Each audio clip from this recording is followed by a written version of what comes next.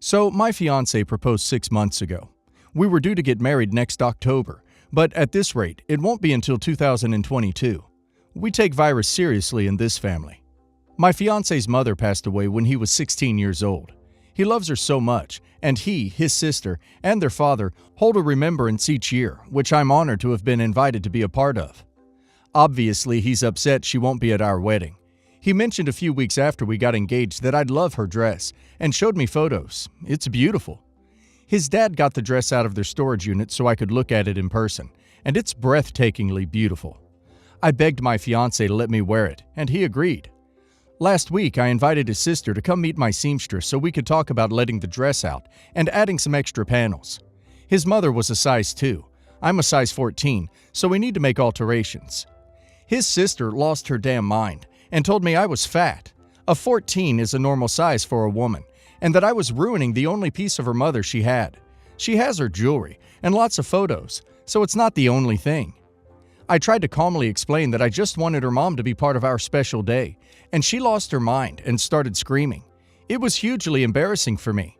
She stormed out, and since then, I've had a bunch of threatening texts from her and her father, and I'm honestly at a point where I would consider involving the authorities if the harassment continues. Am I the a-hole for wanting my fiance's mother to be a part of our wedding? Yes, the a-hole. She's the one that lost her mom. The dress should go to her, unaltered. You are being an insane bridezilla for thinking you are entitled to it. Yes, the a-hole. This is the kind of thing you discuss with all three of them, not just your fiancé. You don't alter her dress. If you wanted to include her, you could have asked to borrow a piece of the jewelry.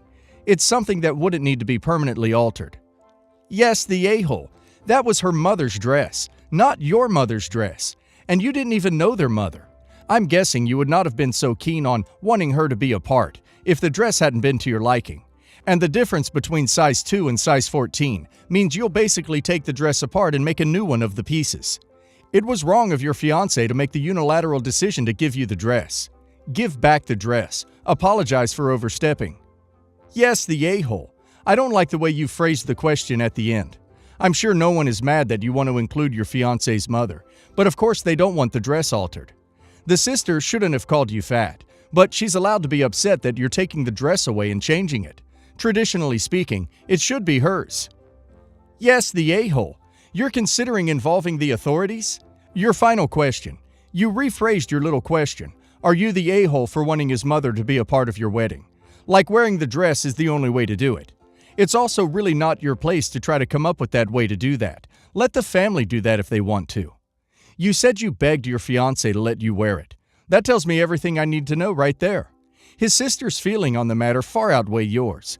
Saying she has other things of her mother's already is not the point. It also sounds like the dad does not approve of any of this either.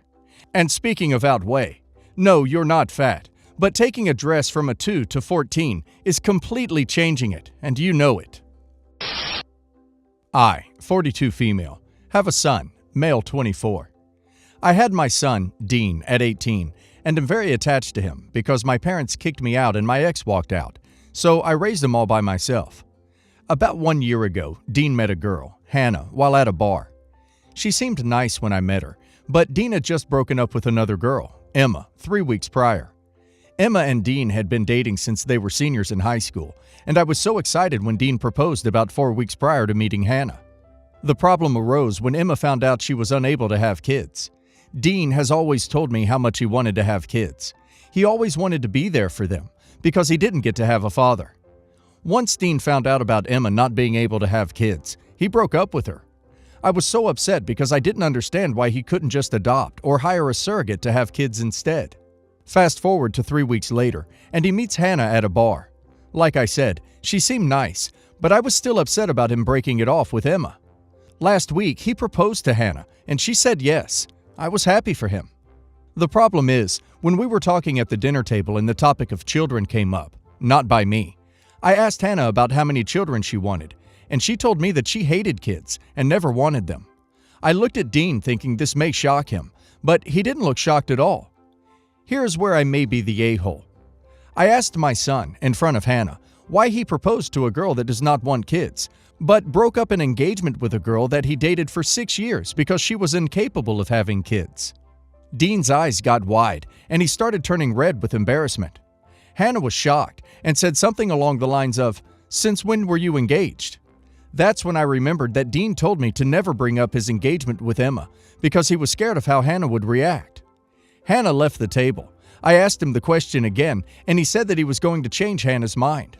I told him that Hannah was older than him and had had so much more time to think about the topic, and she was most likely dead set on the idea of not wanting kids and hating them. I really wished I had just kept my mouth shut. Dean then stormed off after Hannah. So, am I the a-hole? Edit. Just to be clear, I actually liked Hannah and had no malicious intent of breaking them up. I was just angry that my son knew that she didn't want kids, which I was fine with the fact she didn't want kids, but thought he would change her mind. And I talked to Emma the day after the breakup, and she told me that he ended things with her because of her issue with not being able to have kids. I think I shouldn't have said anything in front of Hannah, but people assuming that I wanted to break them up is wrong. Yes, the a-hole. OP, you don't seem to like how fast Dean is moving, or like this new girl better than his high school girlfriend. But that doesn't give you the right to divulge this, especially when he told you not to bring up his ex in front of her. Your son also sucks because he believes he can change this woman's mind about having kids, and he dumped his previous fiance for something she can't control.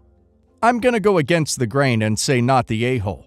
I think your son is behaving in a ridiculous manner, making snap decisions that he will end up regretting.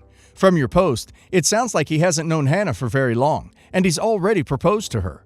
Not only that, but he hasn't been honest with her about his own intentions. It's scary to think that he does not care about Hannah's desire regarding her own body and future. You didn't insult Hannah. You were simply shocked and asked your son why he's making the decisions he is making, which are questionable at best. People are saying you ruined their relationship, but it wasn't much of a relationship to begin with if it was essentially built on dishonesty. And I think the advice you gave him is exactly right. She has thought about this longer and harder than he has. I don't think that what you did was malicious. Sure, you weren't supposed to mention the engagement, and you didn't follow through on a promise to your son. But I think that ultimately would have enabled his poor behavior. He got engaged twice, and how long? And Hannah, his fiance, doesn't have a right to this information? I think you prevented more heartache than you caused, personally. Not the a-hole for mentioning the ex. Thank God you didn't keep your mouth shut. Poor Hannah would have married your son thinking he truly loved her and not realizing the love was conditional on having kids. He is going into this marriage thinking he is going to force Hannah to commit to a major life-altering decision that she knows she doesn't want and is the wrong decision for her. You clearly don't respect someone if you think you have the right to try to force them into that, and that you know what's best for them better than they do. Thank God for poor Hannah and any children they might have had. What a terrible way to grow up with a mother who was coerced into being a parent. A little bit yes the a-hole for raising a son who treats women like that. Your son is definitely the a-hole, big time. The ex and Hannah are not a-holes. Sounds like they both dodged a bullet. My mom died when I, 18 female, was 5 and my sister was 8. Our parents were still together when she died. Dad didn't like being single, so he dated around for a few months and then he met Hannah. Hannah had a daughter who was 2 years old at the time. They got married and had babies together. Before Dad and Hannah even got married, there was a lot of talk about Hannah's daughter joining us on visits with our mom's side of the family. But she never did join us. I do remember my uncle coming to pick us up and saying no to my dad when he presented our stepsister ready and waiting to come. They had never mentioned it to my family though. I am aware that my grandparents did need to attend court for visits to happen again, because the first time they refused to take Hannah's daughter, contact was almost severed. They never did include our stepsister or half-siblings. I will admit, we had a lot more fun. We were never afraid of money not being there because if my dad and Hannah didn't have it, then my grandparents, an aunt, or uncle would. We had 2 birthday and Christmas celebrations, one with Dad and that whole side of the family, the other with Mom's family. My stepsister and half-siblings have expressed disappointment in not having as much family as we do, and that they don't get included the same. They never get 2 of things like we did, so that was always a sticking point. I remember my grandparents talking to me and my sister about it when we were kids. They asked us what we wanted. We said we didn't care either way, but we liked having time with them to ourselves and not having to share them. My sister was especially into that because she remembered Mom more and felt a lot more territorial over the idea of them being our family and not their family. Some stuff has happened recently to bring all this to a boiling point. When my sister graduated high school, my grandparents gave her money for school or whatever she wanted to do after graduating. They also offered to let her stay in a family-owned house. I got the same offer recently as well as money too. My stepsister had surgery 6 months ago, and then she needed physical therapy. My mom's family didn't do anything, which bothered my dad and Hannah, and they started fighting with me and my sister because we didn't insist our family treating the others like their family. My sister said it's because they're not related to them at all. The whole thing has led us to not talking to them in a bit. They claim we're a-holes for not trying to make our other siblings feel loved and wanted, and like they have as much family as we do. Am I the a-hole? Not the a-hole. Your mom's family does not have to do anything for your stepsister or half-siblings, and your stepmom and dad should have explained this to them. There is nothing wrong with you and your sister being close and receiving gifts and money from your mom's family, and you should not feel bad about it. Not the a-hole. They are under absolutely no obligation to care for or provide for kids who aren't their grandchildren. You and your bio sister are a connection to their daughter and sister. Your step and half-siblings didn't share that connection. They're strangers. Your step and half-siblings still have their mother, and you and your sister sadly don't. So arguably, they actually have more family. So that argument can be tossed aside for starters. You're not the a-hole at all. Your mom's family have no obligation to your step half-siblings, and even if they did, it wouldn't be yours and your sister's place to enforce it. Not the a-hole. Your step and half-siblings actually have more family than you do. They have the most important family member in the world, their mother.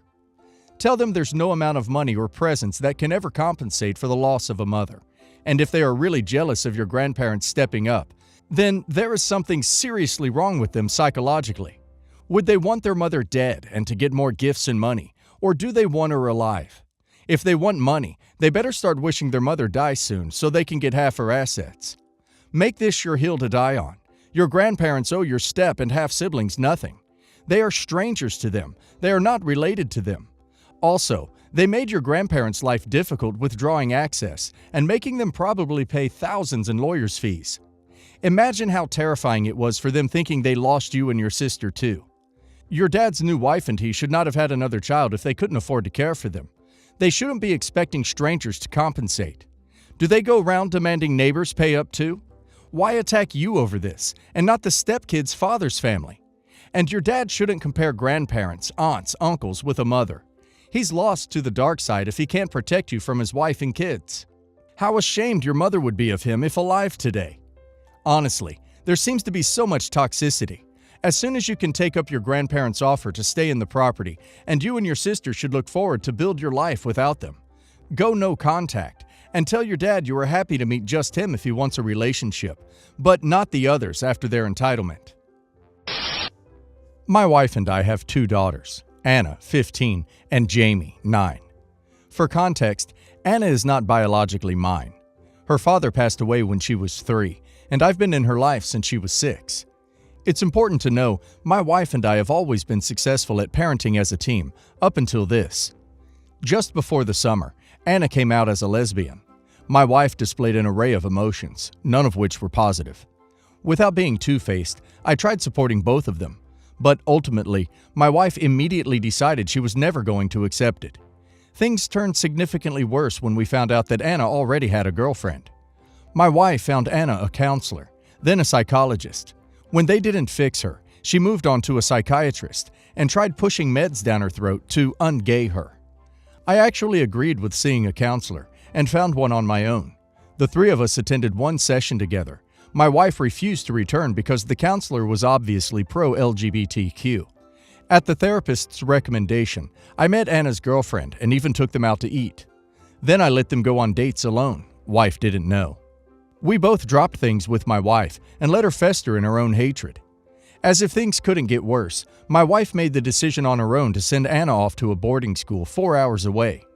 That contributed to a nasty fight. When Anna was told, she broke down sobbing and said she made a mistake coming out. I told my wife she wasn't going to do this to Anna, but she was adamant.